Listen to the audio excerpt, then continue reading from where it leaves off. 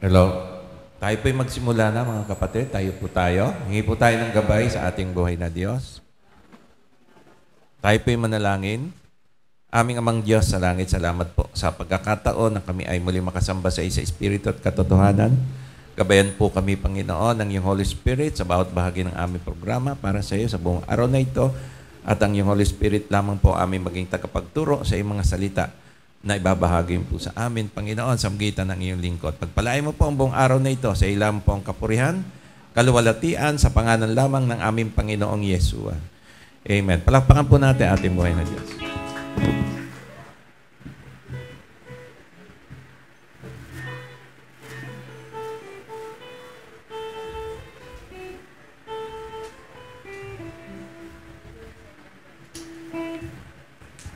Isang mic.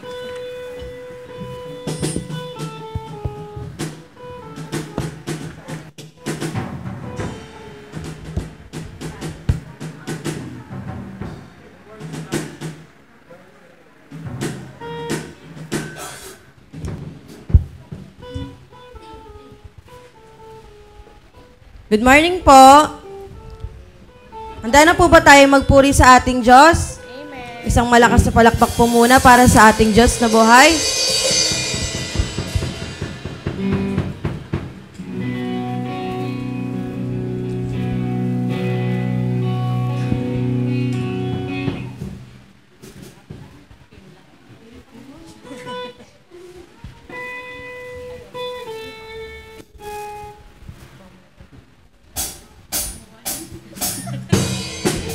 Yes, our God, we live by faith, not by sight. Amen? Amen.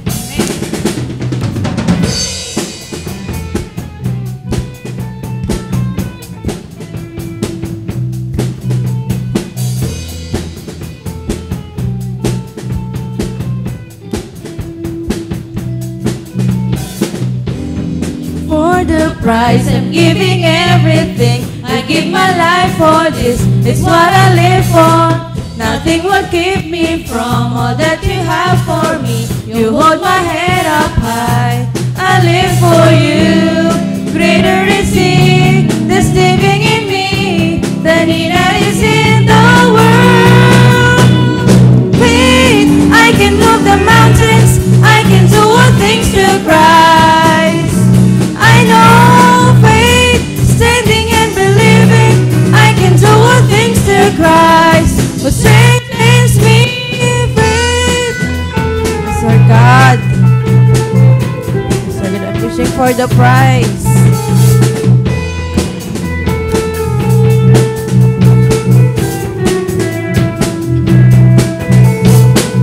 I'm reaching for the prize. I'm giving everything. I give my life for this. It's what I live for. Nothing will keep me from all that you have for me. You hold my head up high. I live for you. Greater is He that's living in me than He that is in the world. Faith, I can move the mountains. I can do all things through Christ. I know faith, standing and believing. I can do all things through Christ.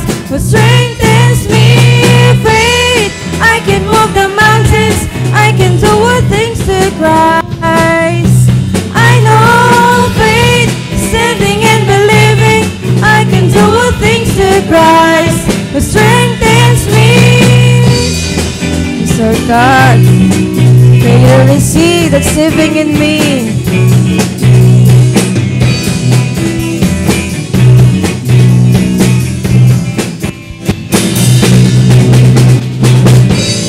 Greater is He that's living in me than He that is in the world. Faith, I can move the mountain. I can do all things through Christ. I know faith, standing and believing. I can do all things through Christ who strengthens me. Faith, I can move the mountains. I can do all things through Christ. I know faith, standing and believing. I can do all things through Christ who strengthens me. Faith. oh God. Thank you, Lord God, for the strength. Yes, Lord God, your love is beautiful. Yes, Lord God. Yes, Lord.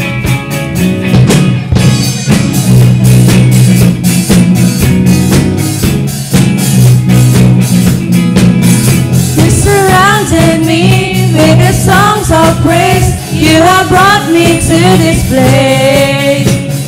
For your love and grace move within my life. Now your message is my life. Your love is beautiful. Your love is beautiful. Is the reason why I sing all around the world. Let the praise begin. All around the world, let the praise begin. And so God, we are planted here.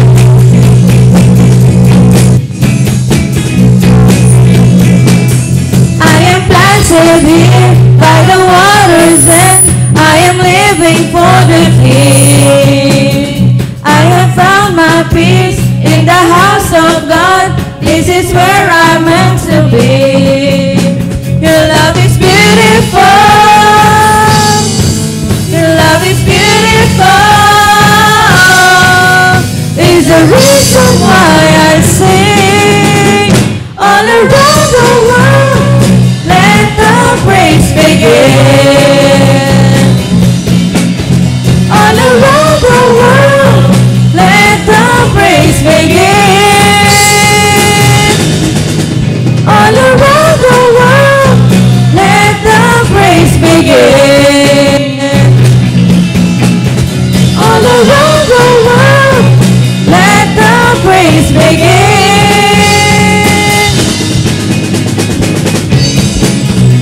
Lord God, praise your name, oh God.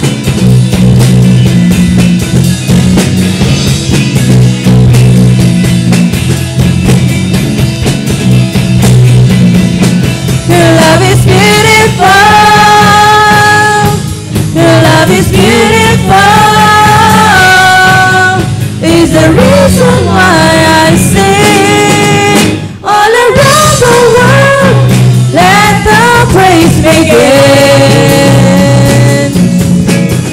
All around the world, let the praise begin. All around the world, let the praise begin. All around the world, let the praise begin. Yes, our God.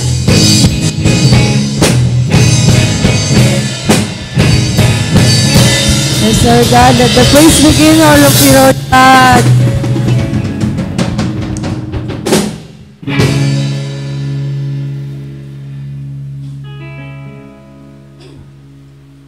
Yes, Sir God. Tuloy ka namin pinupuri, Panginoon.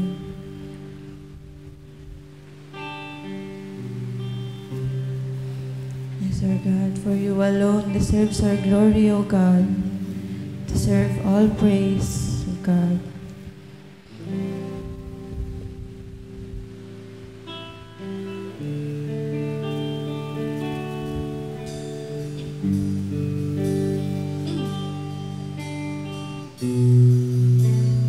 Yes, our God, you are the peace that guards of my heart, O God.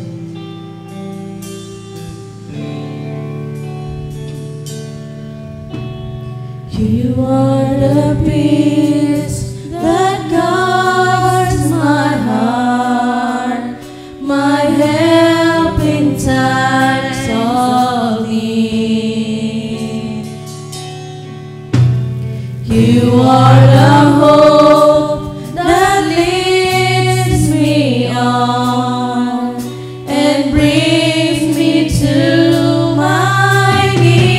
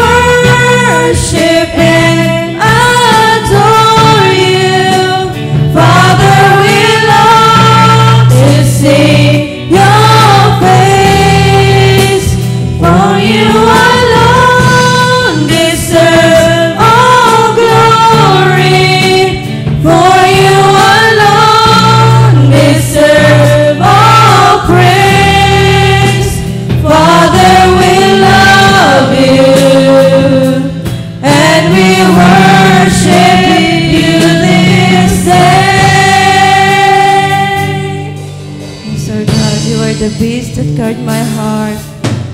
You are the peace that guards my heart, my help in times of need. You are the hope that lifts me on and brings me to my knees. For there I find you waiting, and there I find relief. So with all my heart I worship,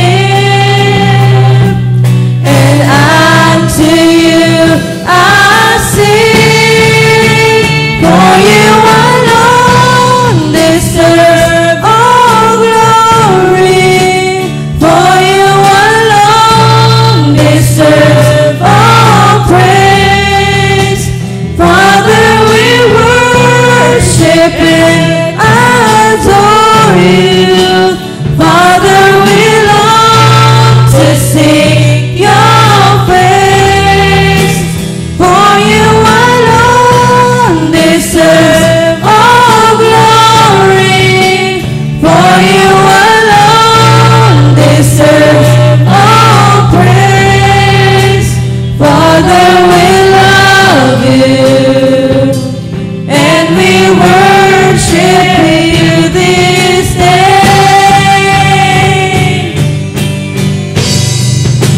For you alone deserves all glory, for you alone deserves all praise.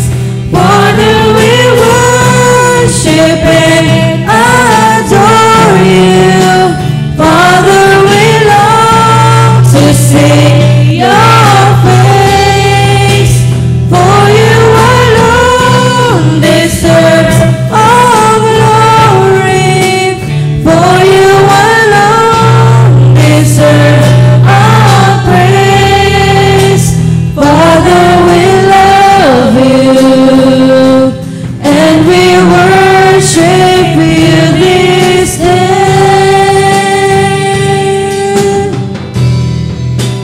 Father, we love you, and we worship you this day.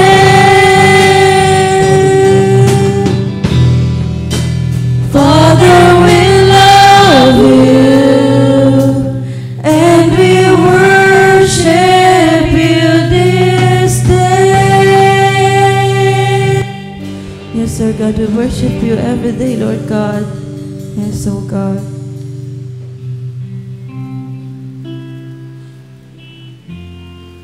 Yes, Lord God. The reason I live, Lord God, is to worship you, oh God.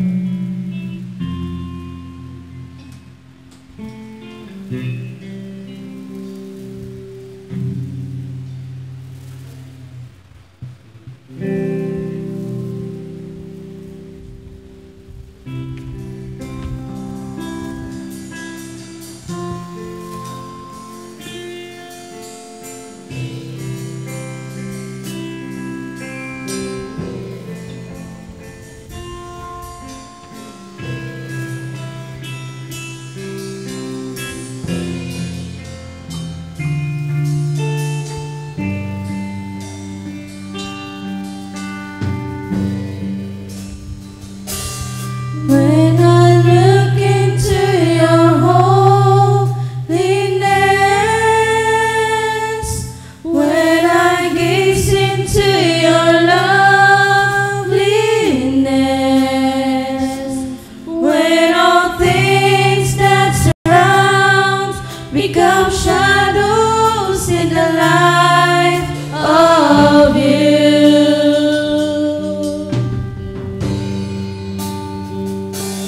When I found the joy of reaching your heart, when I will become enthroned in your love, when all things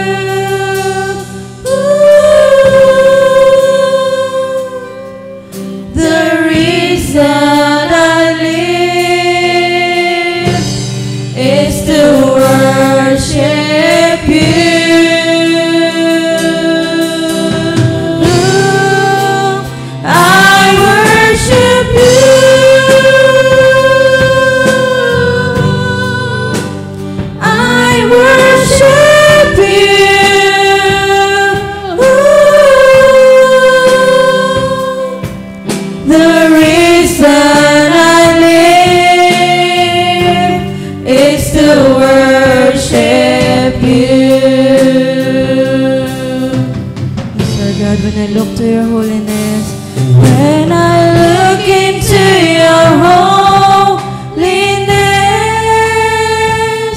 when I gaze into your loveliness,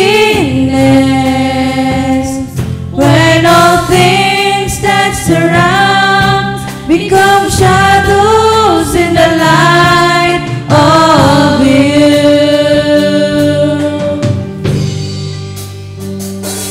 When I found the joy of reaching your heart, when my will becomes enthroned in your love, when all things that surround become shadows in the light of you.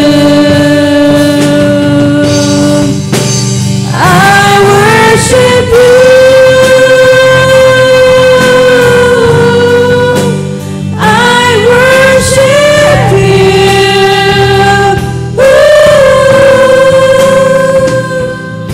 The reason I live is to worship you.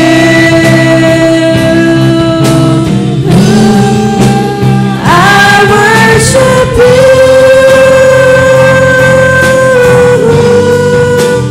I worship you.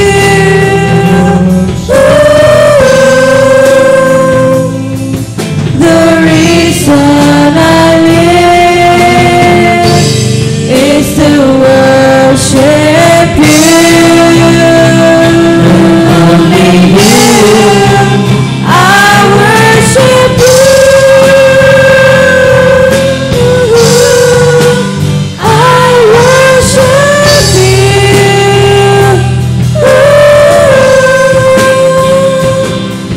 The reason I live is to worship you. I worship you.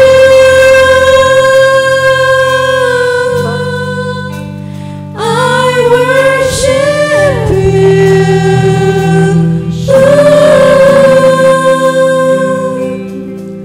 The reason I live is to worship you, and only you. I worship you. I worship you.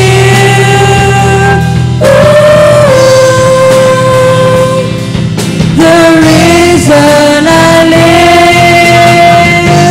is to worship you, and only you. I worship you. I worship you.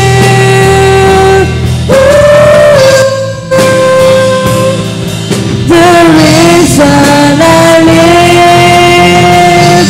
is to worship you.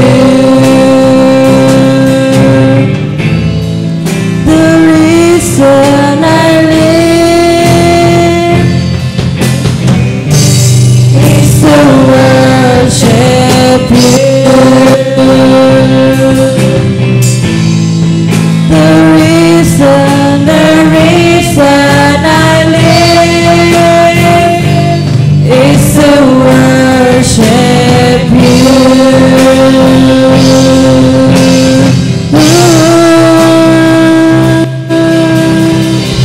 Yes, O God, we worship your holy name, O God. Ikaw lamang, Panginoon, ang aming purihin, Panginoon. Yes, O God.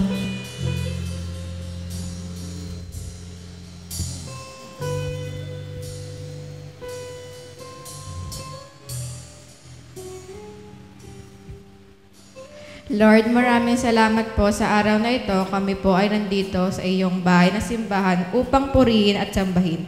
Maraming salamat po sa lahat ng blessing na binigay nyo sa amin sa araw-araw. patawarin niyo po kami sa aming mga kasalanan na gawa, sadya man po ito or hindi, patawarin niyo po kami. Kayo ay mamuhay sa aming buhay. Nawa, Lord, ay gabayan niyo po kami sa araw-araw naming buhay. Ikaw lamang aming sasambahin, magpakailanman dahil ikaw lamang ang aming Diyos, buhay at hindi nagbabago. In Jesus' name, Amen. Yes, Lord. Patuloy po tayo nakatayo upang batiin ang bawat isa.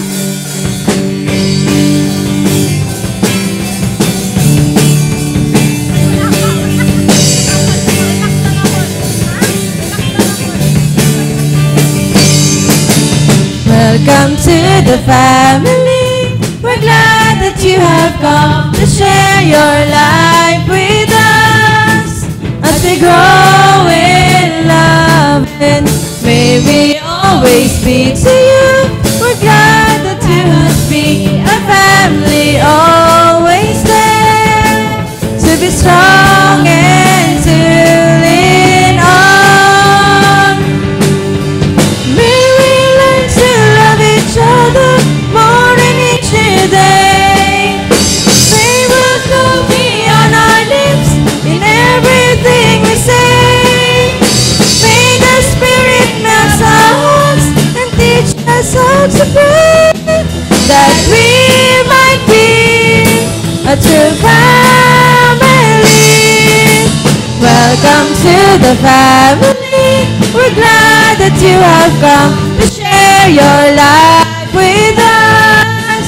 As we grow in love and may we always be to you what God would have us be, a family always there to be strong and to lean on, to be strong and to lean on, to be strong and to lean on.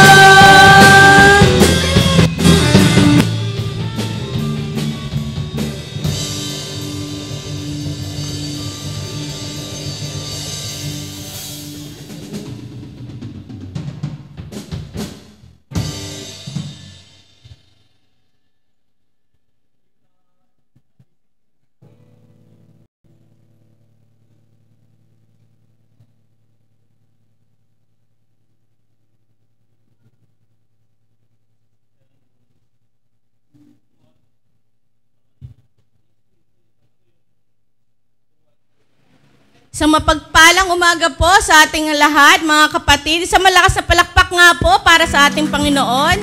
Isang malakas na palakpak nga po para kay Lord. Amen. Ayan. Ako po ay natutuwa at lahat po tayo katipon-tipon na naman at nagkita-kita sa bahay panambahan ngayong linggo. Ayan. Welcome po sa lahat.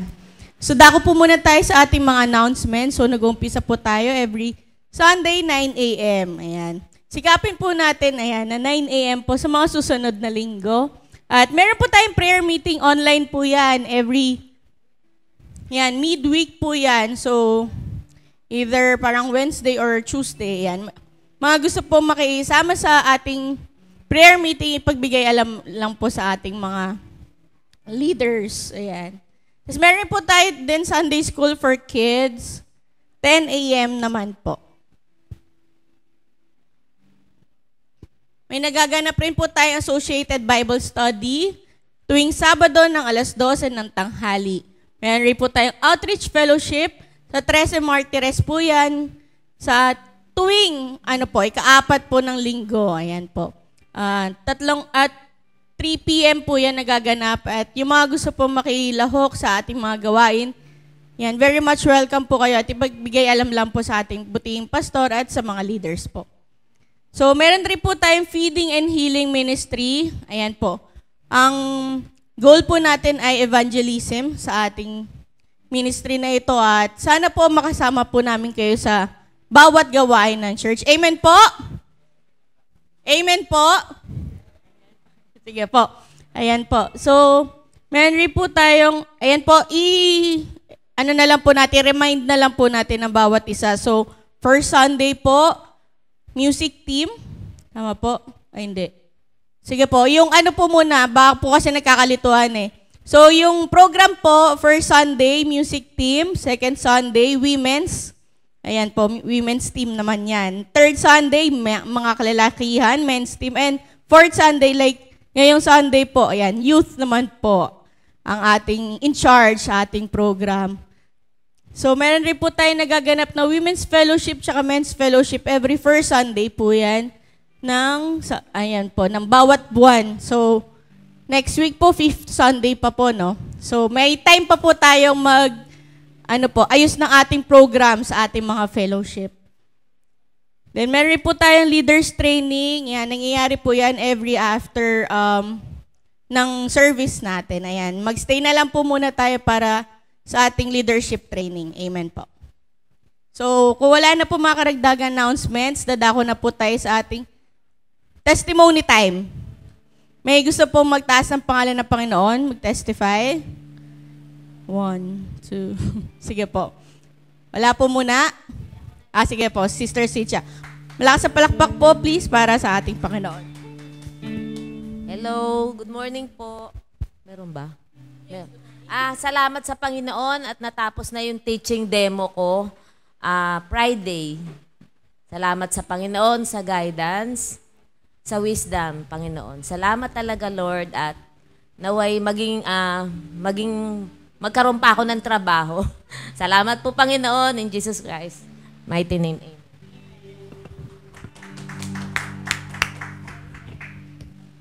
Ayan, thank you, Lord po. And kasama po namin sa prayers po yan, Ate Cynthia, na maging okay po. Ayan po. Meron pa pong gusto mag-testimony?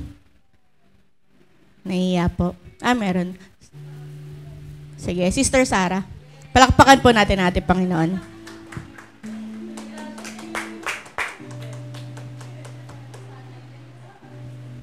Ayan. Magandang umaga po sa ating lahat. At salamat po sa Panginoon kasi nakabalik po tayo dito at nagtipon-tipon. Ayan, nagpapasalamat po ako kay Lord kasi after magto 2 years na po siguro. Ayan, ngayon lang po ako nakabalik ulit. Salamat po kay Lord dahil balik na po ulit ako kung saan po ako nagtatrabaho at kahit po nadagdagan po yung isang anak ko, yes po, blessing. Kakapanganak ko lang po, ayan. So, nagpapasalamat po ako kay Lord kasi ginamit niya po yung mga magulang ko na mag-offer po na sila po magbantay muna ng anak ko at dito po mag-process ng aking pagtuturo sa public kung, ayun po, kung will po ni God na magturo po ako sa public. At thank you din po kay Lord dahil ginamit niya din po yung auntie ko na makapagtapos po ng TESDA ko po, ayan. So, iniintay ko na lang po yung certificate ko at gagamitin ko po yun sa pag-process po. Tapos, nagpapasalamat din po ako kay Lord kasi kahit wala po akong maraming budget na pupunta po dito, ginamit niya po yung mga iba't ibang tao, pamilya din po, ayan, para po makapag-support po sa pagpunta ko at pag-process po ng mga kinakailangan ko pong papers. Salamat din po sa good health na meron po tayo ngayon at binabalik ko po kay Lord lahat ng mga blessing at binigay niya po sa atin. Thank you. Maraming salamat po sa Panginoon at maraming salamat po sa bawat buhay ng bawat isa at sa mga pag-share po ng inyong mga testimony. Naway magsilbing inspirasyon po sa bawat isa. Amen po. Sige po, ngayon po dadako po tayo sa ating tithes and offering. Sheila. Tinatawagan ko po si Sister Shane. Palakpakan po natin ang ating Panginoon. Sorry na. Sige, Kerry.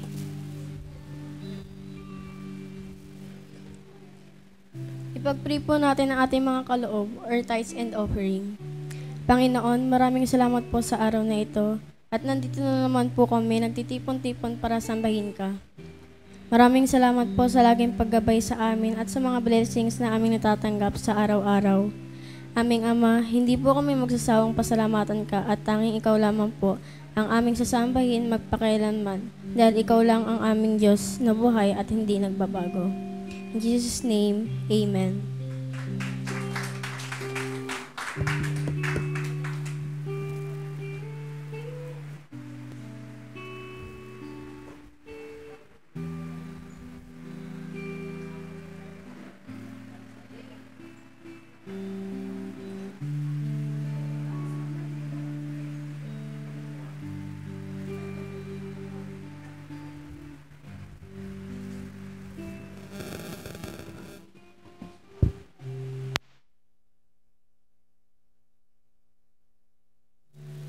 Kaya habang tayo po ay nagbibigay ng ating mga ikapu para sa Panginoon, tawagan ko po ang ating music team sa paghandog po na isang awitin para sa ating Panginoon.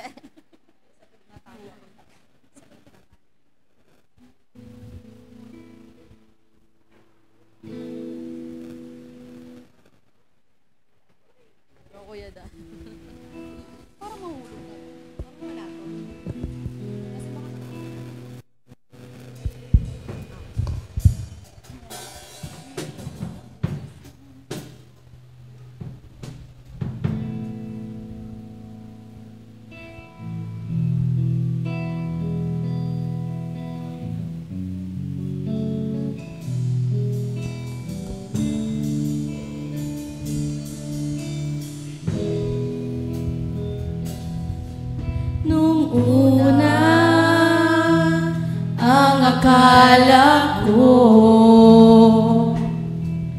ang buhay ko'y di na magbabago. At kahit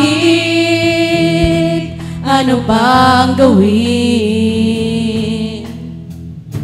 ako'y bumabalik sa maling gawain.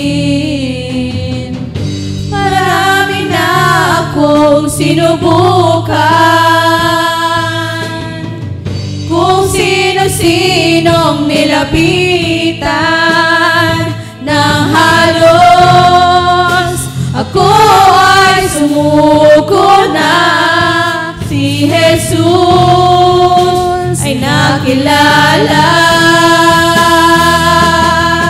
Ang aking buhay ay binago niya, magmula nang ako'y magpasya. Sa aking puso'y magbalin siya, anong himala, ako'y nag-iba. Kasalanan ko ay pinatawad, ginawang anak niya sa langit pupunta. O kay buti ng Diyos, at ako'y binago niya.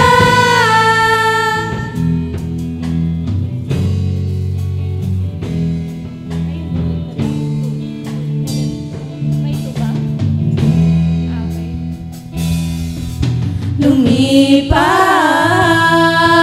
ang mga taon, lalong naging tapat ang Panginoon sa aking mga pagkukulang.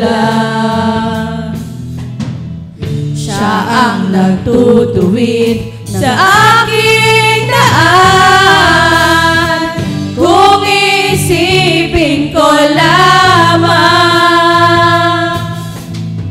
Sa kahapon ko siya ang kulang, sa aking mga kailangan. Higit siya sa sino pa man. Ang aking buhay ay binago niya, magmula nang ako'y magpasya. Sa aking puso'y pagbalin anong himala, ako'y nag-iba. Kasalanan ko ay pinagtawan, ginawang anak niya sa langit pupunta. O kay buti ng Diyos at ako'y binago niya. Aking buhay ay binago niya, magmula na ako'y magpasya. Sa aking puso'y pagkalin siya, anong himala, ako'y nag-iba. Kasalanan ko ay pinatawad, ginawang anak niya sa langit pupunta. O kay buti ng Diyos at ako'y binago niya.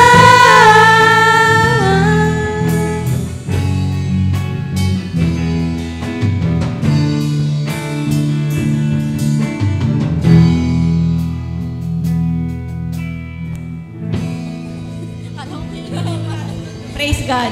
Amen.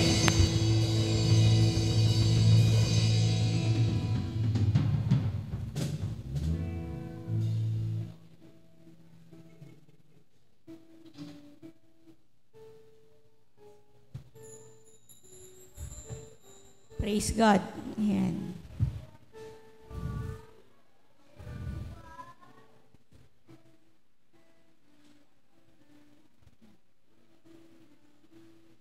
Po, ngayon po, ihanda na po natin ating mga sarili para sa pakikinig ng ating sa salita ng ating Panginoon Diyos, na paungunahan po ng ating puting pastor, Pastor Eve po. At bago po ang lahat po ay inaanyayahan kong magsitayo bilang paggalang sa banal na salita. At tinatawagan ko po ang ating scripture reader para sa araw na ito, si Sister Jamie.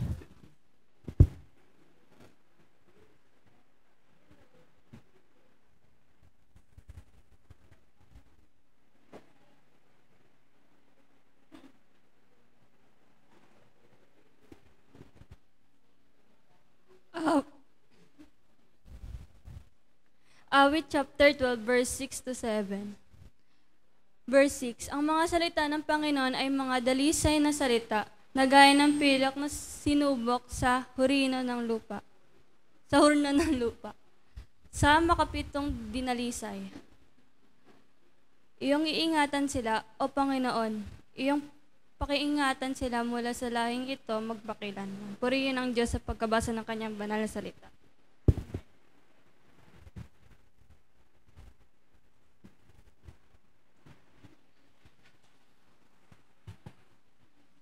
Salamat, Sister Jamie, sa pagbasa ng salita ng Diyos. Manalangin po tayo. Aming Amang Diyos sa langit, sa oras pong ito, iniling namin ng iyong Holy Spirit na siya maging tagpagturo po sa amin upang maunawaan namin ang iyong mga salita na aming pagbubulayin sa oras na ito sa pangalan lamang ng aming Panginoong Yeshua. Amen. Palakpakan po natin ating buhay na Diyos. Hello, ayan. So ang ating mensahe, tutuloy po natin ang pag-iingat ng Diyos sa kanyang mga salita.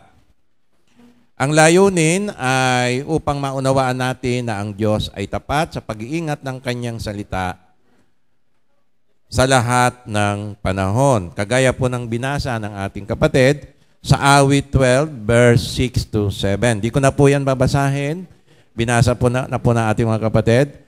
Sa Matthew 24:35, ito naman po ay salita ni Kristo na ating Panginoong Yeshua.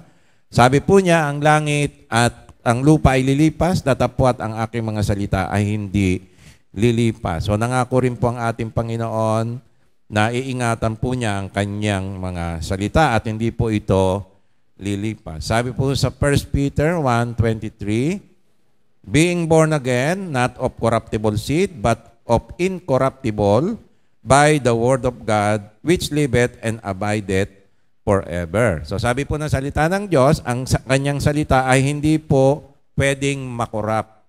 incorruptible po yan dahil yan po ay salita ng Diyos. Sabi po sa Tagalog, yamang ipinanganak kayong muli, hindi sa binhing nasisira, kundi sa walang kasiraan sa magitan ng salita ng Diyos na nabubuhay at namamalagi. So sa liwanag po ng binasa natin, mga kapatid, ay tiyak po yung pangako ng Diyos na ang kanyang salita ay hindi po mali at hindi po nakorap. At iningatan po niya yan sa lahat ng panahon. At yung pagsasalin-salin po ng kanyang salita, kasama rin po yan sa kanyang pag-iingat. Kasi hindi po makakarating sa atin ang salita ng Diyos kung ito po ay nakorap. Hindi po tayo maboborn again. Dahil sa magitan po nito, tayo po ay na-born again. Ngayon, meron po bang mali sa Biblia o pagkakasalungat sa nasusulat? So wala pong maling pagkasulat, kundi walang maling pagkasulat, kundi maling akala lamang o pagkakaintindi sa Biblia. So tayo ay naniniwala na iniingatan o iningatan din ng Diyos ang pagsalin ng kanyang mga salita upang hindi ito magkaroon ng korupsyon o mga pagkakamali. At nakita po natin, ang walang korupsyon po na pagsasalin ay ang King James Version. Dahil ito po ay mula sa majority text o Textus Receptus. Ito po yung mga scripture na sinalin po ng mga alagad na ginagamit po sa kanyang iglesia. Kaya po nagkaroon po tayo ng Old and New Testament. Okay, balikan lang po natin ng kaunti. Ano po ang ibig sabihin ng corruption or contradiction o pagkakasalungat sa Biblia? So ano po ibig sabihin? Okay, ito po ay kapag ang sinasabi sa dalawang bahagi ng Biblia ay magkaiba o salungat sa isa't isa. So may nabasa tayo sa isang bahagi ng Bible, sa isang bahagi ng Bible, magkaiba yung sinasabi, salungat. Halimbawa po ay si Jesus ay Diyos, sabi sa kabilang sipi, anak, lipat. Ayan. Halimbawa, sabi po sa kabila ay si Jesus ay Diyos at sabi naman sa kabila, may nabasa po kayo, Bible din, si Jesus ay hindi Diyos. So ito po ay may contradiction. Subalit, kapag si Jesus ay Diyos at sa kabila ay si Jesus ay tao, walang contradiction. Bakit? Kasi may paliwanag. So pag wala na po tayo maipaliwanag sa dalawang magkaibang pagkakasabi, ay contradiction na po yon. So hanggat meron po tayong mga paliwanag, kahit po isa, dalawa, tatlong paliwanag, hindi na po contradiction yun. Kasi may possibility na ito po ang ibig sabihin. Ayan. Ngayon, pag wala na po tayong masabi, ang karaniwang pong sinasagot na lang natin ay nagkamali sa pagkopya nung kumopya ng Biblia. Ito po ay sinasabi nating typo error o copyist error. So, ito po yung typo error. Tama yung basa niya, mali lang yung sulat. Halimbawa, ang basa po niya ay 18, pero nung sinulat niya 8, nakalimutan niya yung 1, typo error. O yung sinasabi nating copyist error, mali ang pagbasa. Ang nakalagay po ay 18, pero ang basa niya ay 8. Hindi niya nakita yung 1. So, copyist error po yun. Tama po yung pagkasulat niya, mali ang basa. Typo error or copyist error. Ngayon, ang problema po sa typo or copyist error, wala na tayong babasihan na original. Kasi yung original po, nasira na po yun. Kasi yung papel, pagkatagalan po, alam nyo naman po, ano? At pag binalikan nyo po yung mga notebook nyo nung araw pa, wala na po yun. Luma na o sira-sira na. Lalo na po kung daan-daan taon na ang lumipas. Kaya po isinalin-salin.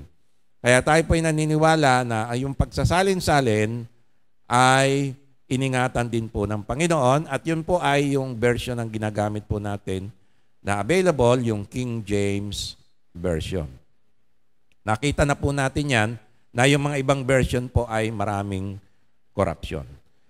So, posibleng ang kailangan lang po natin, mga kapatid, ay magkaroon po tayo ng paliwanag o posibleng paliwanag upang makita na hindi ito contradiction. So pag may naipaliwanag po tayo, ay ito ibig sabihin niyan, okay na po yon. Kahit hindi sila maniwala doon sa paliwanag, bahala na sila. Basta may paliwanag po tayo. Wala pong contradiction ng Biblia. Ngayon, babala lang po, maaari pong pag may nakita tayong contradiction, hindi po natin maipaliwanag, baka po ay maapektuhan yung ating paniniwala sa Diyos. Sabihin po ng mga unbeliever, makita mo na, hindi mo maipaliwanag yan, may contradiction.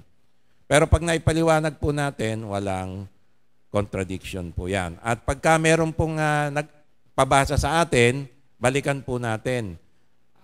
Tignan natin sa King James Version. Kasi maaari pong pabasa po sa inyo ay ibang version, NIV, NASB, ESB at iba pong mga version. So makikita po natin yon. Pag tinanggap po natin yung version na yon, may corruption po yon. Kasi doon po sa version nila ay hindi po si David ang pumatay kay Goliath. Diba? At marami pong pagkakaiba at marami pong mga tinanggal. Hindi na po natin babalikan yon, mga kapatid. Kaya ang gagamitin lang po natin pag meron pong umaakusa sa Biblia na maraming mali ay King James Version. So, maling pananaw ng mundo tungkol sa Biblia ay dahilan po nito ay ang kawalan ng paniniwala o hindi paniniwala sa salita ng Diyos. So, ano po ang dahilan bakit hindi po sila naniniwala sa Biblia? Dahil po yung kanilang kawalan ng paniniwala. Sabi po ng Matthew 17:20, and Jesus said unto them, because of your unbelief, for verily I say unto you, if you have faith as a grain of mustard seed, you shall say unto this mountain, remove hence to yonder place, and it shall remove, and nothing shall be impossible unto you. So ano po ang panlaban sa pananampalataya? Yung kumokontra po sa pananampalataya. Ito po yung kawalan ng pananampalataya o tinatawag na unbelief. So ano po ang unbelief? Kawalan ng paniniwala o hindi paniniwala sa salita ng Diyos dahil sa mga maling paniniwala. Yan, purihin po ang ating Panginoon. Okay, nagkaroon po tayo ng babala, di ba? Balikan lang po natin yung Tagalog version, mali po yung pagkakasalin. Sabi po sa Matthew 17:20, sa Tagalog po ito na King James, kaya maging maingat po tayo, checkin po natin yung mga translation. Okay, nagkaroon po tayo ng limbawa. Sabi po rito, at sinabi niya sa kanila dahil sa kakauntian ng inyong pananampalataya. So mali po yun. Ang dapat po dahil sa kawalan ng inyong pananampalataya. Hindi po yung kakaunti. Kasi pag binasa nyo po yan, ang sabi ng Panginoon, magkaroon lang po kayo ng pananampalataya. Magkaroon lang tayo ng pananampalataya kasing laki ng butil ng binhi ng mustasa. Alam niyo po yung binhi ng mustasa, mas kakaunti pa yan sa kakaunti. Di ba? Meron ka kakaunti, pero yung butil ng mustasa, mas kaunti pa yan sa kakaunti. Tapos sabi ng Panginoon, okay na yung kasing laki ng butil ng mustasa. Kaya kita nyo, conflict na agad. Kasi po, ang tamang translation po ay dapat ay hindi kakaunti, kundi kawalan o hindi paniniwala. Ito po ay kinuha ng Tagalog King James, kaya may corruption din po ang Tagalog King James, doon po sa NIV. Matthew 17:20 NIV version, sabi po sa NIV version, and he replied, because you have so little faith. Kita nyo, no? Little faith, I tell you the truth, if you have faith as small as mustard seed. Okay, yung mustard seed, mas maliit pa yon sa little faith. So, kontra na agad. Diba? So, may conflict na po agad yan. So, yan po yung pinagkunan ng Tagalog King James. Kaya haluan po kasi yung Tagalog King James. Kaya pag ako po ay naglalagay ng Tagalog version na King James, binabasa ko po muna kung tama yung pagkaka-translate. Tsaka ako po inilalagay. Kung maingat na po ako, hindi po kagaya dati. No? So, ang dapat po na translation ay unbelief, sa Tagalog ay kawalan ng paniniwala o hindi paniniwala o pag-aanlinlangan sa salita ng Diyos. Dahil sa mga maling paniniwala. So, bakit po ba hindi naniniwala sa salita ng Diyos? Kasi merong ibang pinaniniwalaan. So, kinokontra po ng ibang paniniwala, ang pananampalataya natin sa salita ng Diyos. Naalala niyo po yung pinukso ng diablo si Eva, di ba? So, ang salita ng Diyos, pag kinain nyo yan, mamatay kayo. Sabi ng diablo, hindi kayo mamatay pag kinain nyo. So, ano ang nangyari? Pinaniwalaan ni Eva yung sinabi ng diablo. Sabi ng Diablo ay magiging matalino kayo, magiging kagaya nyo ang Diyos.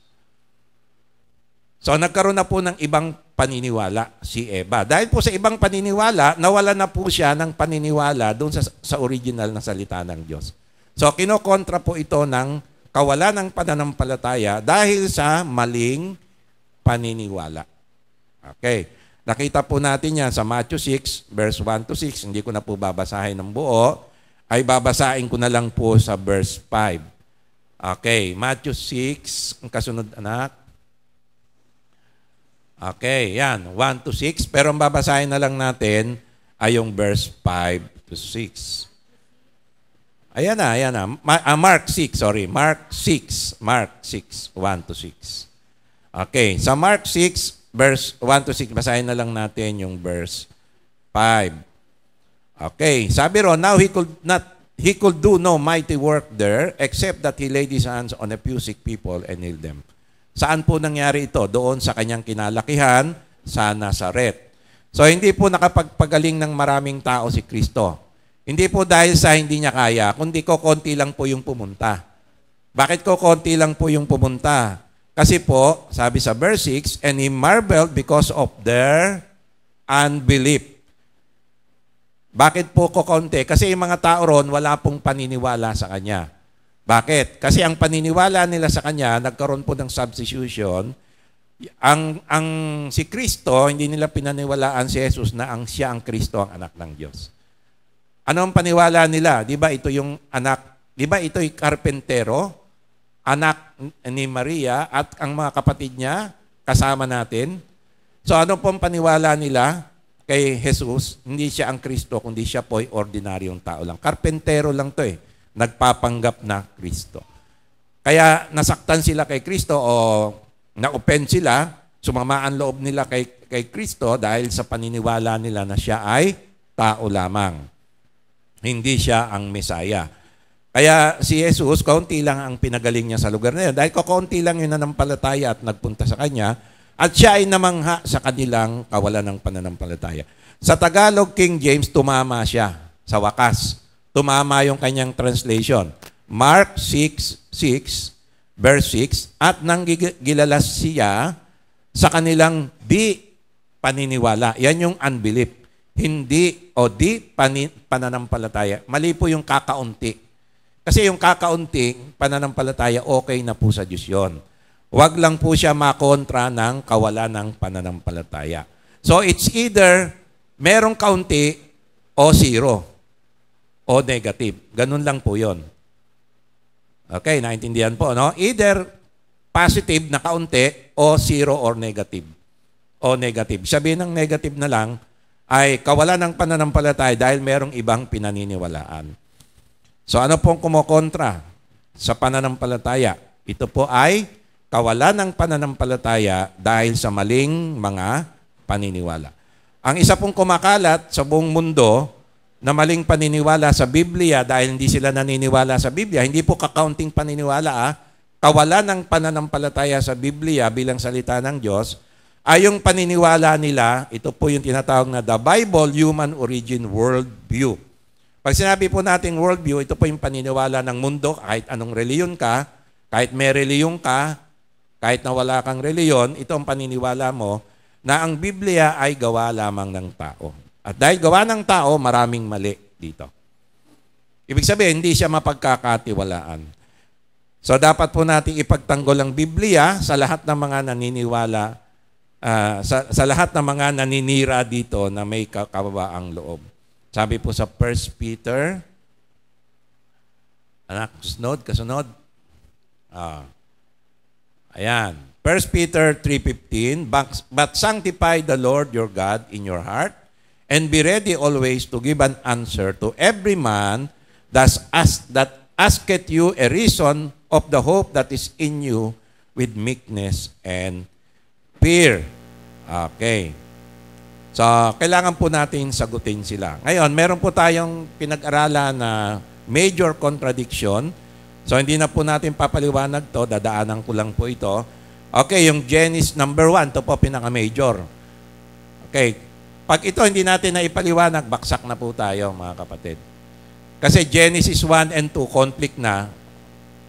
Di na natin mapagkakatiwalaan ng ibang sipi ng Biblia. So ito, ini-ignore ng mga Kristiyano, pero may katotohanan po ito. Kasi ang Genesis 1 and Genesis 2, pag tinignan lang po natin, ay may contradiction sa creation. Kasi iba yung pagkakasunod sa Genesis 1 and Genesis 2. Yan. Pakita lang natin yung kasunod, anak, yung paghahambing. Okay, ito yung paghahambing, mga kapatid. Sa Genesis 1, halaman ang nauna, then isda, ibon, hayop, then si Adan at si Eva. Sa Genesis 2, si Adan muna, tapos halaman, tapos hayop at ibon, tapos si Eva. So, paano nangyari yon? So, nalaman natin ang kasagutan, di ba? Ang Genesis 1, creation niya ng buong mundo, heaven and earth.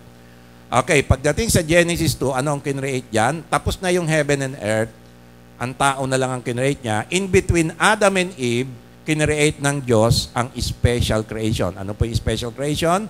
Ang Genesis 2, that is the creation of the Garden of Eden.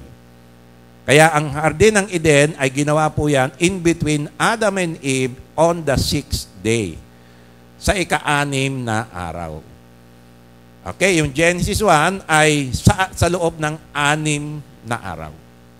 Okay, so iba po yung Genesis 2, that is between Adam and Eve, that is on the 6th day only, ika-6 lang na araw, creation po pala yan ng Garden of Eden. Nasaan na po yung Garden of Eden? Pinotektahan ng Diyos, di ba? At dinala na po niya sa kanyang kaharian sa ikatlong langit. Wala na po dito sa Mother Earth. So, yung Garden of Eden, ang pinaka-highlight po nun ay yung Tree of Life. Okay. So, yun po yun. Alam na po natin sagutin yun, mga kapatid, ha? Okay, yung 2 King 24:8 and 2 Chronicles 36:9, numerical contradiction. 18 years old or 8 years old si Haring Jehoiachin. Sabi ng iba, typo error. 18 years old or 8 years old. Okay? Pag binasa natin sa NIV, ginawa ng NIV, ay pinagparehas na niya. Ginawa niya ng 18 years old. Okay, sa totoo lang, nakita natin, parehong tama yan, kasi ginawang hari si Jehoiachin ng 8 years old, yan, ginawa siyang hari bago mamatay si Jehoiakim.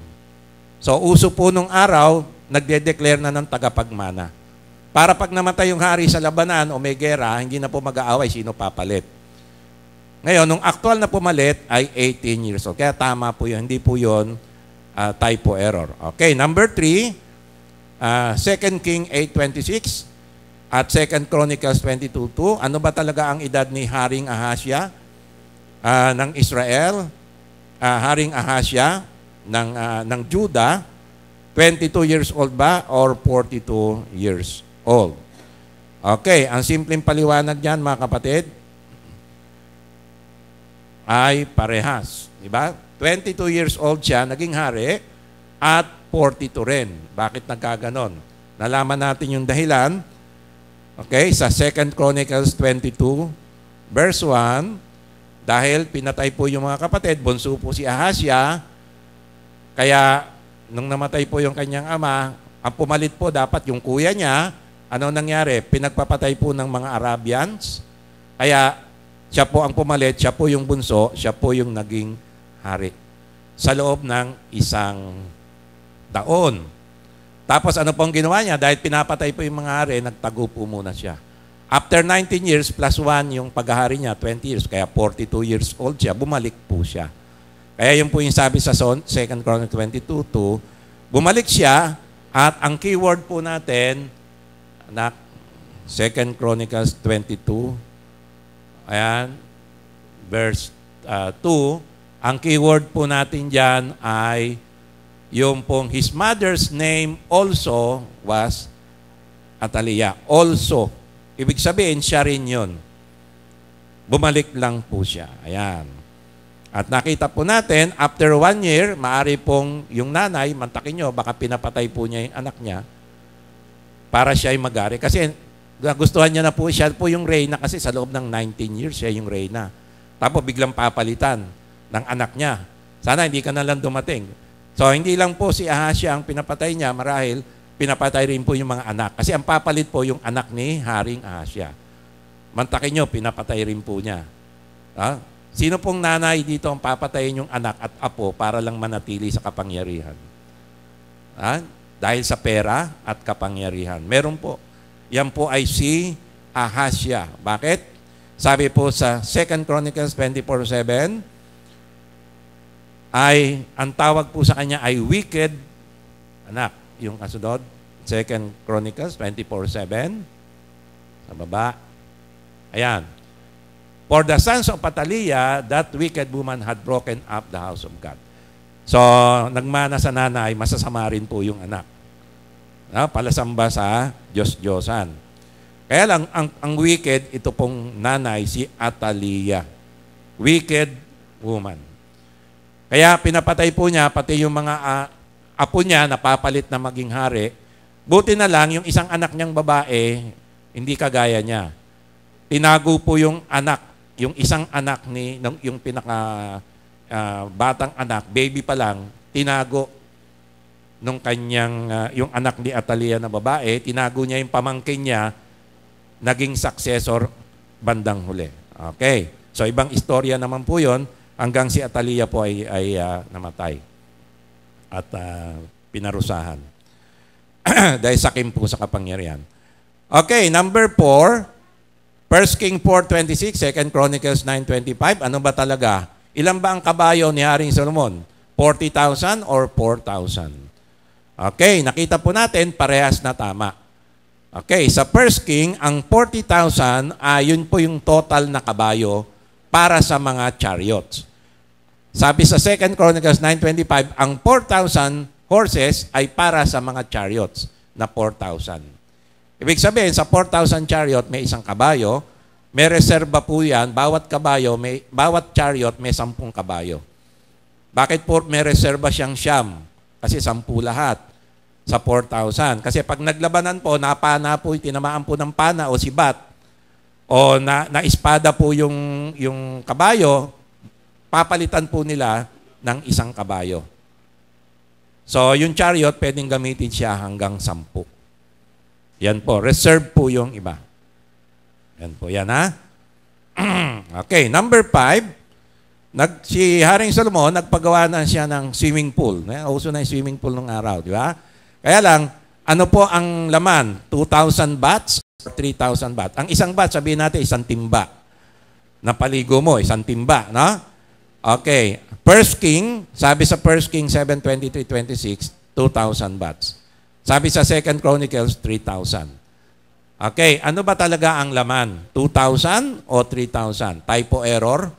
So, ano po napag-aralan natin mga kapatid? Review lang po yan. Ay parehas na tama. Bakit? Kasi yung 3,000, ito po yung capacity ng swimming pool. Kaya lang si Haring Solomon, ayaw niya ng puno. Gusto niya, pag maliligo siya, 2/3 lang ang laman. Ilan ang laman? 2,000 bats. Kaya pag binasa po nyo yan, yung 2,000, ito po yung laman. Sa 3,000 naman, ito naman po yung capacity ng swimming pool. Bilog po yan na parang tasa ng inumin ang laman. Okay, so hindi po yan. Po yung mga major So pag nasagot po natin yan, yung mga iba, minor na lang po. Mga kapatid. Okay. So meron po tayong top 7, pero na historical. Nauna na po yung Genesis 1. So, ito po yung mga history naman. So, ito po mahirap na maging typo error kasi istorya. Okay. Unahin na po natin yung Acts 9, verse 7 at Acts 22:9. Sabihin nila, dalawang contradiction. Okay, ito po yung na-born again si Paul. Saul pa ang pangalan niya. Sabi sa Acts 9:7, sabi ni Luke, testimony ni Luke, and the men which journeyed with him stood speechless, hearing a voice but seeing no man. Okay, may narinig silang boses pero wala silang nakitang tao.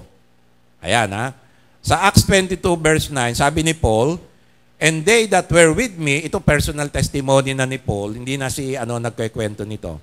Si Luke, kundi si Paul na. Sabi niya, saw indeed the light. So may nakita sila and were afraid, but they heard not the voice of him that spake to me. So ang sabi nila, sabi ni Paul, may nakita, walang narinig. Sabi ni Luke, ayan, may narinig, walang nakita. Sabi ni Paul, may nakita, walang narinig, baliktad. So hindi po ito contradiction. Pag binasa natin yung kay Luke, sabi nila, may narinig siyang boses. Okay, hearing a voice. Okay, baba tayo sa kay Pablo 22:9. Ang sabi naman dito, they heard not the voice of him that spoke to me. May narinig sila, pero sabi ni Paul, they have not heard. Ano ibig sabihin? Hindi conflict. May narinig sila, pero sabi ni Paul, hindi na naintindihan kung yung sinasabi nung kausap ko, sino ba yung kausap niya? Ang Panginoong Yeshua. Si Kristo mismo.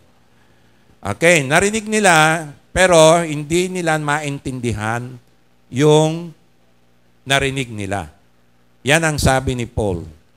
Sabi ni Luke, may narinig sila, pero sabi ni Paul, yung narinig nila, hindi nila naintindihan. Ako lang nakaintindi.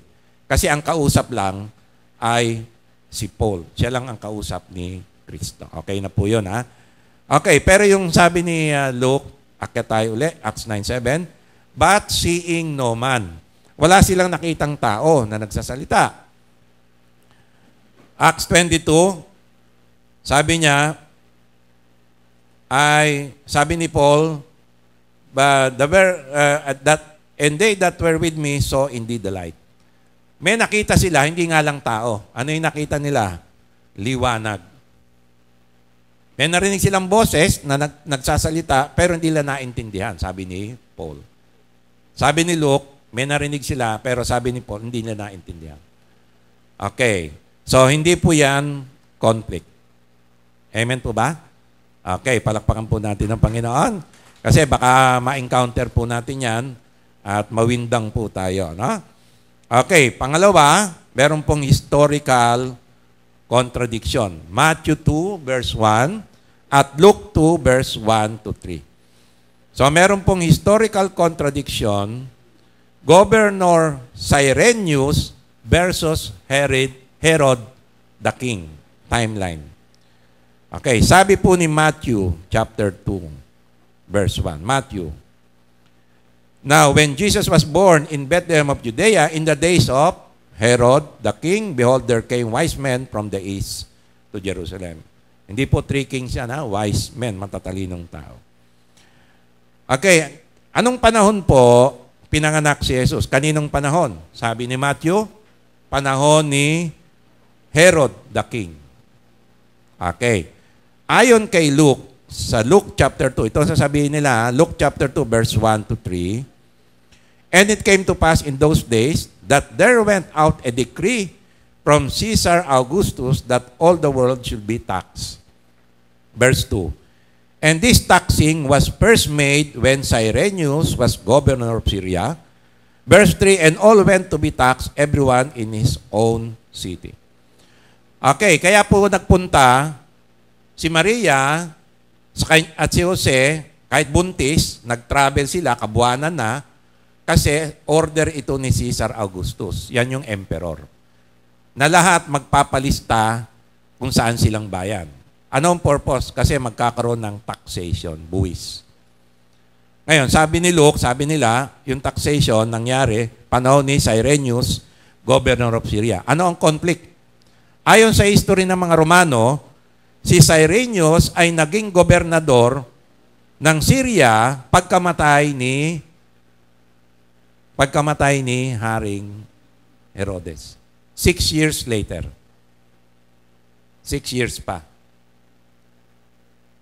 Ngayon, kung governor na si Cyrenius, dapat patay na si Haring Herodes. Bakit sabi ni Matthew ay sa panahon ni Haring Herodes, pinanganak si Jesus? Sabi naman ng Roman historian, mali na ang Biblia nyo sa history pa lang, kasi si Cyrenius naging governor ng Syria nung namatay, after 6 years namatay si Haring Herodes. So, paano nangyari? Kanino bang panahon talaga pinanganak si Jesus? Panahon ni Haring Herodes o panahon ni Cyrenius, governor ng Syria? Okay. Nakikita nyo ba yung conflict? Ngayon, hindi nyo mababasa yung conflict nito, kapatid, kasi hindi nyo alam yung history ng mga Romano. Pero yung mga alam ng mga historian, nakabasa sila, na-google nila, nakita nila, ginagawa po itong issue na ang Bible natin hindi siya accurate sa history ng Romano. May conflict. So, sino paniniwalaan natin? Ang Biblia o history? Ayan. Okay. Ano ang sagot natin, mga kapatid? Hello, andyan ba kayo? Okay. Ano ang sasagot natin dyan? May idea? May idea ba tayo? Okay. Parehas siya na tama. Paano natin maipapaliwanag? Yung verse 1, Matthew 2 verse 1, balikan natin yung Matthew 2, yan yung panahon na pinanganak si Jesus, panahon ni Haring Herodes. Okay. Panahon ni Haring Herodes. Sa Luke chapter 2, verse 2, hindi yan yung panahon na pinanganak si Jesus. Walang sinasabi. Kaya nga may parenthesis, sabi diyan, and this taxation was first made when Cyrenius was governor of Syria. So, nung pinanganak si Jesus, hindi pa governor si Cyrenius. So, kailan nangyari yung taxation? Nung panahon na governor si Cyrenius, after 6 years. Doon lang na-implement yung taxation. At sabi sa verse 3, and all went to be taxed, everyone in his own city. So, tandaan po natin, si Jose at Maria, hindi sila umuwi doon sa kanilang bayan na Nazaret. Diba? Hindi sila umuwi doon. Bakit? Mga kapatid. Kasi, nagkaroon sila ng warning sa angel na papatayin lahat ng mga bata. Nag-warning doon sa mga matatalinong pantas at kay Jose, sabi ng angel kay Jose, dalhin mo muna siya magtago muna kayo sa bansa. Sino nakakaalala? Sa Egypt. Kaya sabi ng Biblia, out of Egypt I called my son. So nagtago muna siya ron. After ng 6 years, nung pinanganak si Jesus, doon na sila bumalik. Si Cyrenius ay naging governor na ng Syria. Amen? Okay, nung pinanganak si Jesus. Kaya 6 years old na ang ating Panginoon nung bumalik sa Nazaret. Hindi sila bumalik doon sa Bethlehem. Kasi yung pumalit yung anak, baka ganun din kasama, papatayin din sila. Baka malamang buhay pa, na siya yung hari ng mga Hudyo, papalitan ng mga Herodes, kaya doon sila tumira sa Nazaret. Kaya, ang sabi ng mga propeta, he shall be called a Nazarene. Kasi doon siya lalaki sa lugar ng Nazaret. Ayan. That was after 6 years nung pinanganak si Jesus. So, hindi conflict. Tama ang Biblia, tama ang history. Amen po ba? Ayan. Ngayon, paano nag-survive si Jesus up doon sa Egypt? Diba? Tandaan nyo, may binigay na mga regalo ang mga pantas. Mga pabango, langis, pamahid na langis, saka mga ginto. Marami po yon. Yun ang ginamit nilang survival sa loob ng 6 years. Bali 4 years na lang. Kasi 2 years old silang umalis, di ba? Sa loob ng 4 na taon, bago bumalik hanggang namatay si Haring Herodes. Kaya hindi sila bumalik ng Israel hanggang hindi namamatay si Haring Herodes. Doon na po naging governor si Syria. At doon na po nagsimulang mag-tax. Magbigay sila ng buwis. Amen po ba? Ayan, palakpakan po natin ang Panginoon. Okay. Praise the Lord. Okay. Number 3, contradiction. John 14:27, Matthew 10:34-35. Ito medyo doctrinal po ito. Ha? Okay, sa John, ito po yung doctrinal contradiction, peace or sword. Ano po ba ang dala ni Kristo? Kapayapaan o espada? Pag sinabing espada, kaguluhan. Okay, sabi sa John 14:27, sabi niya sa malagad niya, peace I leave with you, my peace I give unto you. Not as the world giveth, give I unto you. Let not your heart be troubled, neither let it be afraid. So, anong dala ni Kristo sa mga alagad? Binigyan niya ng, anong dala niya? Kapayapaan. Pero pagdating sa Matthew 10:34-35, sabi niya rito, think not that I am come to send peace on earth. No, naiba na. I came not to send peace, but a sword. Verse 35.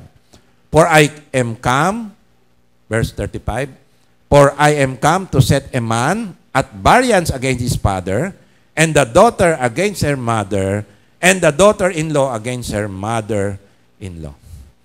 Okay, mag-aaway ang ang mag-ama. Ba? Parang kami ni Diyos ba? Mag-aaway kami. Mag-aaway yung mag-ina. Yung magnanay rito.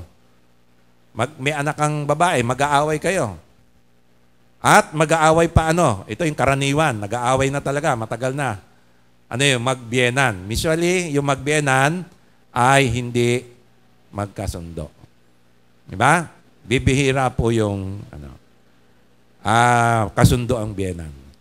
Maikwento ko lang po sa inyo, nung dinalaw ko po yung biyenan ko, nung buhay pa, dinalang ko po nakwento ko naman sa inyo naman. Dinalang ko ng 1 dosenang donut, Dunkin donut. Ewan ko, Dunkin, Bavarian, halo-halo. Alam mo, sa pinto pa lang, pag salubong sa akin, pag abot ko, initya yung donut, lumipad, at pinaalis ako. Ayan. Yung pala, may diabetes. May diabetes yung biyanan. Pero bandang huli, tinanggap din po ako bago namatay. Na-sharean ko po bago namatay yung aking biyanan na babae. At sa lahat po ng kanyang, ano ba tawag doon, manugang, ako lang po yung nakapasok yata sa bahay. Ako lang yung tinanggap. Pero yung mga manugang na babae, walang problema. Manugang na lalaki lang ang ayaw niya. Ako lang po yung tinanggap na manugang na lalaki. Purihin po ang Panginoon bago po siya kinuha na ng Panginoon. Ayan. Ngayon, sabi ni Kristo, maglalaban yung magbiyenan, mag-aawa yung, maglalaban yung mag-ina, mag-ama. So, conflict na agad. Diba? Sabi naman niya sa John, John 14:27, dala niya kapayapaan. Pero dito ay hindi kapayapaan. Ano po ang may isasagot natin? Okay, sa John 14:27, totoo yun, dala niya kapayapaan. Ano yung kapayapaan na ito? Ito yung kapayapaan galing sa Diyos, binibigay sa mga tao. Kasi ang tao, kalaban ng Diyos, di ba? Dahil sa kasalanan. Naging kalaban natin ng Diyos eh. Ngayon, si Kristo lang ang makapagbibigay sa atin tunay na kapayapaan sa Diyos. Pag wala kang kapayapaan sa Diyos, kalaban mo ang Diyos, impyerno ka. Okay. Awayin mo na lahat, wag lang ang Diyos. Pag Diyos inaway mo, hindi ka mananalo. Impyerno ka, sigurado. Ngayon, paano tayo magkakaroon ng kapayapaan sa Diyos? Through Christ. Dahil si Kristo, binayaran niya yung ating mga kasalanan. Amen po ba? So, walang problema. Okay, pagdating sa Matthew 10:34-35, sinabi ni Kristo sa verse 34, that I came not to send peace on earth. I came not to send peace, but a sword. So, paano po natin ito may papaliwanag? Okay, ang paliwanag po rito ganito. Si Kristo, dapat nating kilalanin. Sino ba siya? Okay, Jesus is identified as a teacher 40 times. So 40 times sa Gospel, Matthew, Mark, Luke, John, tinawag siyang teacher. 14 times, 1-4, tinawag siyang rabbi. Sa Aramaic, ang equivalent ay teacher. So ibig sabihin, alam ng mga nakikinig kay Jesus na siya ay isang guro. Okay, pagka ikaw ay teacher, gumagamit ka ng figurative language o figure of speech. So, alam ng mga nakikinig yung tungkol dito, lalo na yung mga nag-aral. At yung mga pangkaraniwan, alam din nila yan. So, bilang guro, si Jesus gumagamit ng figure of speech. Figurative language is often used in the scripture by Jesus to communicate spiritual truth. So, gumagamit siya ng mga figure of speech para maituro niya yung mga katotohanan spiritual. Amen po ba? Okay. Ano yung example nito? Ito yung simile, parables, metaphor, hyperbole. Okay, ang simile. Oh, smile ba yun? Smile. Simile is an explicit comparison between two things that are essentially unlike each other and are introduced by a connector. So, pag may connector, ginamit niya ng connector, like, as, seems, yan. Yan ay simile. Yan. A parable is essentially a simile that is expanded into a story. In-expand mo yung simile na ginawa mong istorya, parable. So, si Jesus gumagamit siya ng mga parable na may mga kahulugan. Ayan. A metaphor is a comparison between two essentially unlike things. Metaphor. Napunta tayo dyan. Okay, parable. Nahuli. Ayan, parable is essentially a simile. That is when a simile is expanded into a story, it becomes a parable. Okay, alam nyo na yung parable, di ba? Metaphor. Metaphor is a comparison between two essentially unlike things. Ayan. In a simile, the comparison is explicit. Ano yung explicit? Kinokompara. The eye is like a lamp for the body, example. Okay. So, sa metaphor, diretso. The eye is the lamp of the body. Okay, pag sinabi ni Kristo, I am the door. Paano naging pintuan to? Anong ginagamit niyang figure of speech? That is a metaphor. I am the way, the truth, and the life. Diba? I am the gate. Yan ay mga metaphor, diretso. Pag ginamitan ng is like, yan ay simile. Pag pinagginawang istorya, parable. So, bakit si Kristo gumagamit siya ng mga ganito? Kasi teacher siya. Para maipaliwanag niya yung mga spiritual na katotohanan. Okay, ang isa pang ginagamit niya yung hyperbole. Hyperbole o hyperbole. Paano mabasa dyan? Hyperbole? Hyperbole. Okay, or overstatement. Is exaggeration not with the intent to deceive, hindi para dayain, but for emphasis and to intensify an impression. So pag sinabi ni Kristo, if you have a hand causes you to stumble, cut it off, putulin mo. Hindi niya ibig sabihin, puputulin mo yung kamay mo. O nga hindi ko maiwasan magnakaw eh. Kaya puputulin ko yung kanang kamay. Maling pagkakaunawa. Ano ang ginagamit niya? Hyperbole. Okay, exaggeration.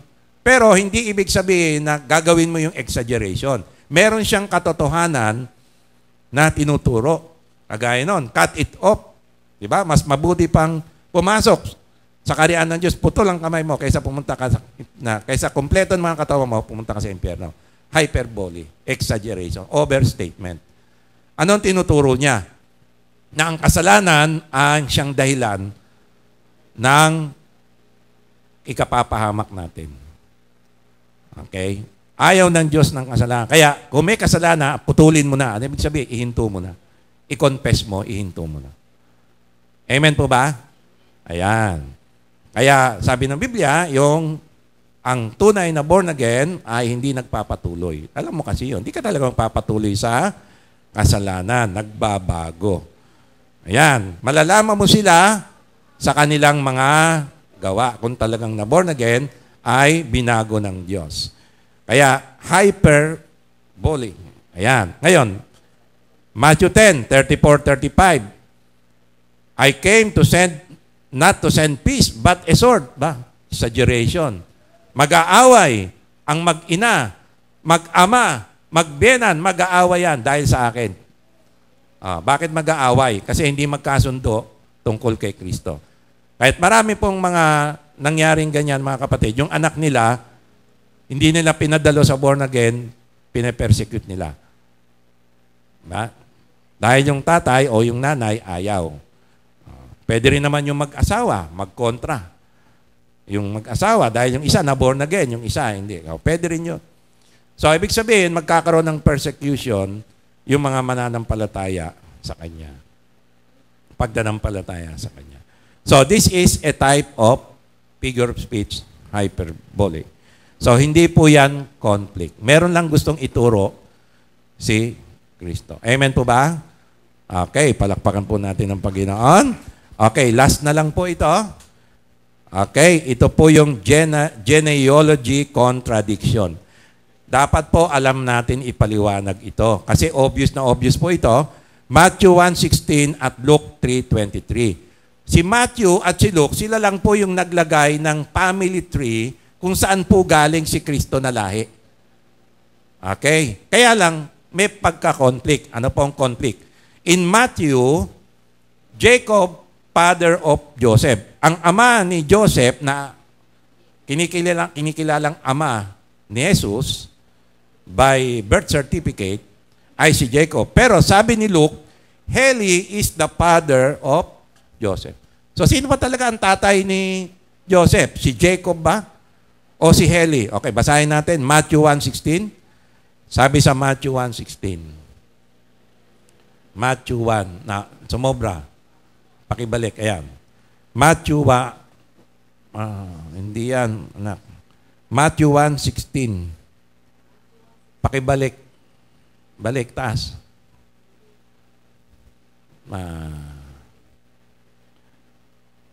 Up. Ayan, Matthew 1:16. Okay, sabi sa Matthew 1:16, and Jacob begat Joseph, the husband of Mary, of whom was born Jesus, who is called Nazareth. Okay, sino ang ama ni Joseph? Sabi diyan, Jacob begat, naging anak sino? Si Joseph na asawa ni Maria. Jacob begat Joseph. Sino ang tatay ni Joseph? Sino ang lolo ni Jesus? Sino ang biyenan ni Maria? Si Jacob. Okay, maliwanag Tatay ni Jose, si Jacob. Okay, Matthew 1:16. Pagdating kay Luke, ito na yung contradiction. Ayon kay Luke, Luke 3:23. And Jesus himself began to be about 30 years of age, being, sabi, as was supposed, the son of Joseph, which was the son of Heli.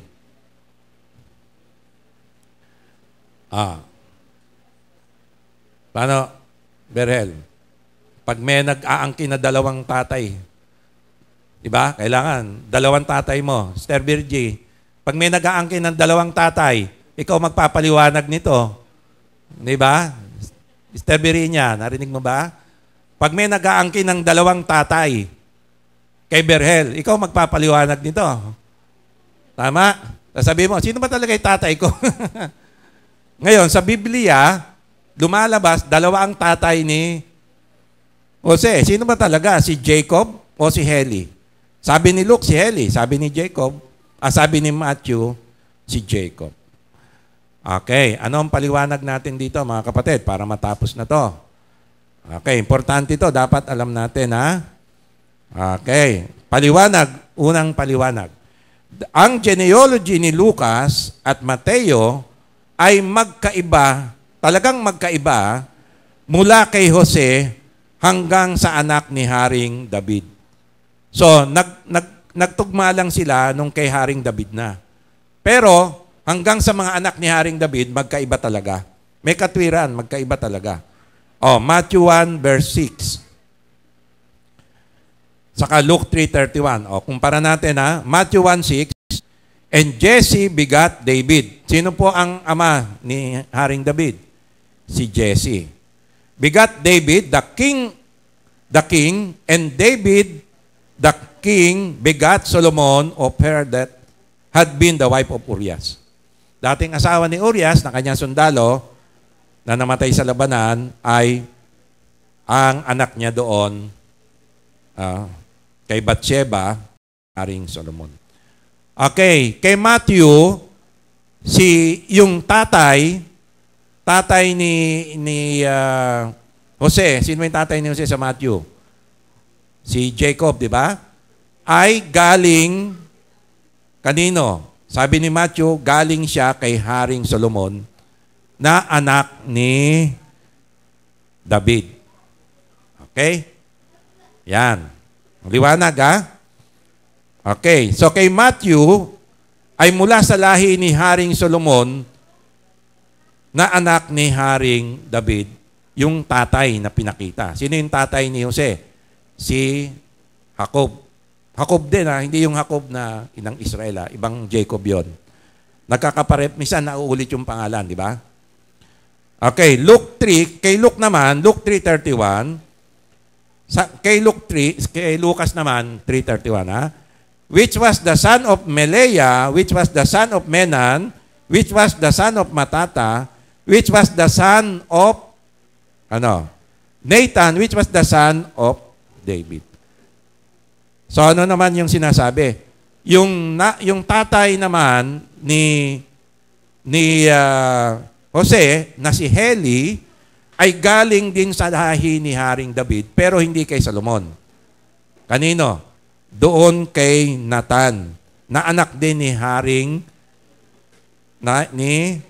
Haring David na kapatid ni Haring Solomon sa ama. Hindi sa ina, ha? So si Haring David, may anak din siya. Bukod kay Haring Solomon, sino ba? May anak siya, prinsipe. Sino yung anak niyang prinsipe? Si Nathan. So sa kanya galing si Heli. Ayon kay Lucas. Magkaiba. Saan sila nagtagpo? Pagdating kay David.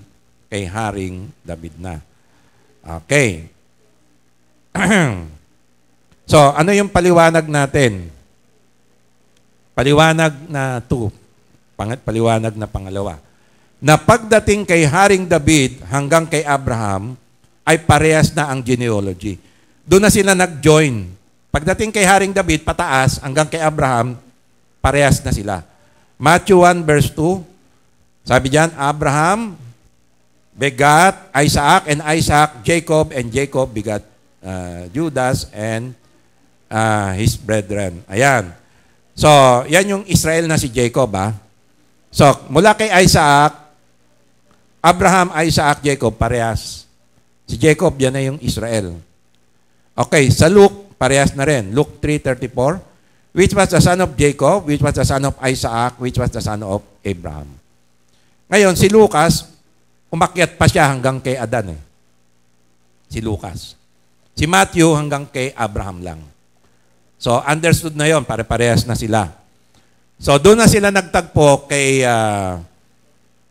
Haring David, at mula kay Haring David, kasi Haring Solomon, at saka si Prinsipe Nathan, doon sila nagsalubong, kay Haring David hanggang kay Abraham, kay Adan, parehas na. Okay. Ano yung paliwanag natin ng tatlo? Bakit nagkaiba? Okay.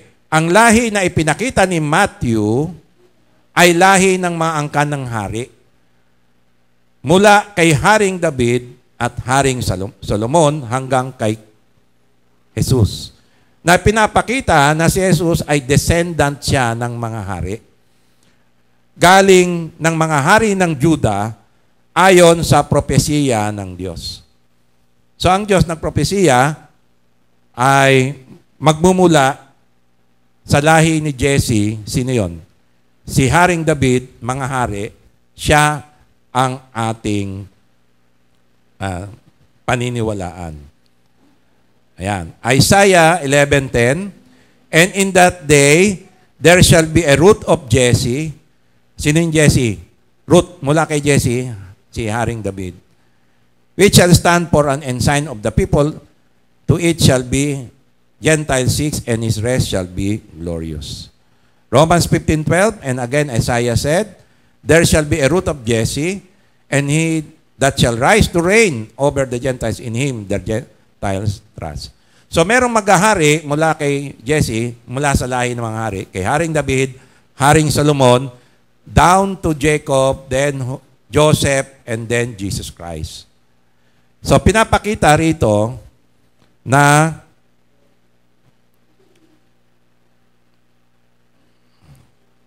Matthew 1:6, and Jesse begat David the king, and David the king begat Solomon. So pinapakita ni Matthew na si Jesus ay legal na lineage ng mga hari mula kay Jesse, Haring David, Solomon. Haring Solomon. Linya ng mga hari. Sino ngayon si Jesus? Siya ang tunay na hari ng Israel. Amen po ba? Palakpakan po natin ang ating Panginoon. So, yung Matthew, linya talaga yan. Yan ang biological father ni Jose, si Jacob, biological. Hanggang kay Haring David. Hanggang kay Jesse. Yung tatay ni David. Ayon sa propesiya. Yan, purihin ng Panginoon. Walang problema, di ba? Pinakita talaga, si Jesus talaga ay hari. Siya yung hari ng mga Hudyo. King of Kings talaga. Mula siya sa trono ni Haring Solomon, ni Haring David. Ang problema natin, yung kay Luke. Okay, ano yung paliwanag natin kay Luke? Ayan, paliwanag na 4. Ang lahi naman na ipinakita ni Lucas ay mula din kay Jesse, di ba? Na ama ni Haring David, subalit sa anak niya na si Nathan, hindi kay Solomon. Sino si Nathan? Prinsipe. Na siya namang pinanggalingan ng lahi nino? Ni Maria na asawa ni Jose na tinatawag din na anak ni Heli na ama ni Maria. Sino ngayon si Heli? Sino si Heli? Tatay din siya ni Jose. Bakit? Kasi siya ang tatay ni Maria. Buhay pa Berel yung biyenan mo, lalaki? Buhay pa? Mag-isip pa. Kung ano. Anong tawag mo sa biyenan mo? Tito? Papsi. Papsi. Ano ang tawag niya sa'yo?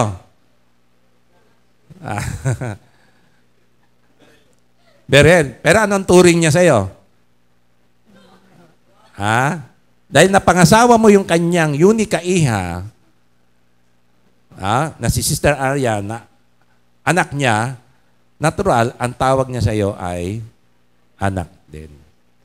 Kaya dalawa ang tatay mo. Biological father mo at isang tatay mo through your wife, Aryan. Father-in-law. Ama din. Kaya si Heli, ama din ni Jose through Mary. Si Mary ngayon ay lumalabas, galing siya kay Prinsipe Nathan, so si Maria ay isang prinsesa. Royal family rin. Yun nga lang, hindi nasunod kasi nasakop sila. Pero by royalty line, si Maria ay isang prinsesa. Luke 3:23. Si Jesus and Jesus himself began to be about, tignan nyo 30 years of age, being, tignan nyo yung parenthesis, as was supposed, the son of Joseph, which was the son of Heli.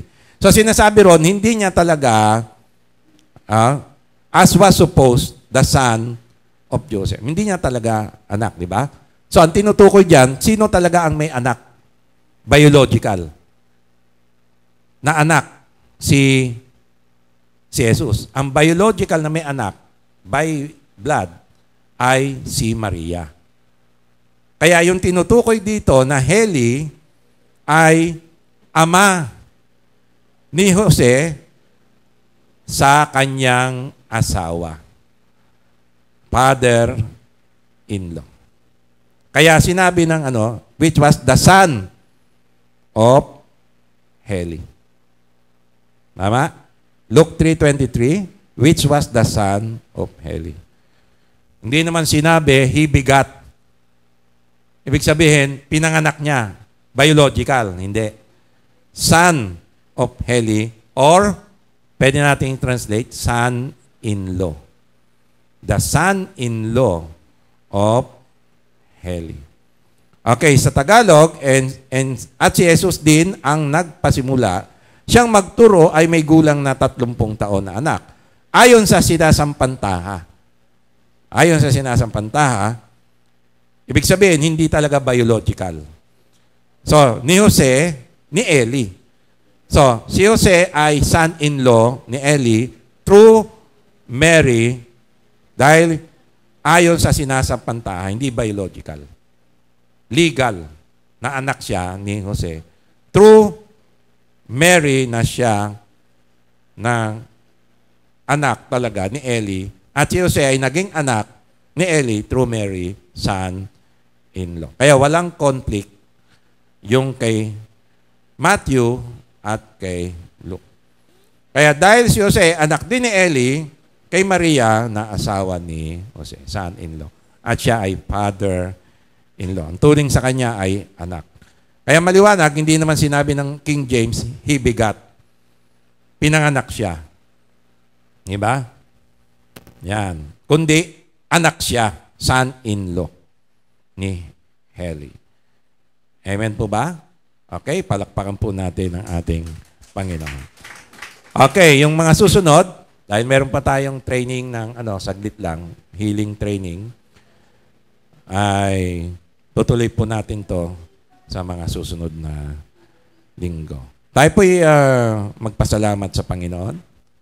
Aming Amang Diyos sa langit, salamat po dahil ikaw ay tapat sa iyong pangako na iingatan mo ang mga salita. At wala pong contradiction dito. Ito po ay totoo. Ito ay tunay, mapagkakatiwalaan namin ang King James Version, supported ng New King James Version. Salamat po, Ama. At lumago kami sa aming pananampalataya at panghawakan po namin ito. At mahalin namin ang iyong mga salita sa pangalan lamang ng aming Panginoong Yeshua. Amen. Palakpakan po natin ang ating buhay na Diyos. Awitin po natin. Tayo po tayong lahat. Awitin natin ang doxology.